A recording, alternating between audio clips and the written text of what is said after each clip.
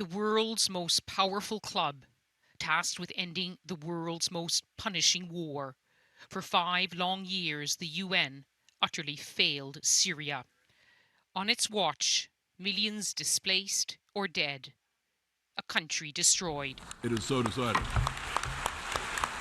Now a new man to take on what's called the most impossible job on earth. Antonio Guterres, former Portuguese Prime Minister, former UN refugee chief. For years, he berated the world to do more for refugees. Because the Syrians would deserve much more. Now he must focus on stopping the wars which forced them to flee. Mr. Guterres? As promised. But as he gives his first interview, some, including Britain's Foreign Secretary, say there's more talk of military options for Syria. The role of the Secretary General is to try to be an honest broker, is to try to be a messenger for peace, is to try to be a bridge builder.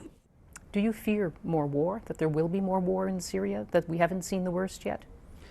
I hope not. I sincerely hope not, because we have seen such a terrible level of suffering that to think that this will even get worse is... Your job is to end it now. I believe that it is the international community's first priority, is to be able to end this conflict and then to use the momentum created by it to try to address all the other conflicts that are interlinked. The biggest of barriers, the deeply divided UN Security Council. It showed rare unity backing Mr. Guterres for the job. But Russia's top diplomat tells me, don't expect change in the UN's most powerful body. He cannot do much about the Security Council. You know, he is not in charge of the Security Council. The Security Council is in charge of itself, and unfortunately, on some issues, there are very dramatic contradictions which cannot be bridged.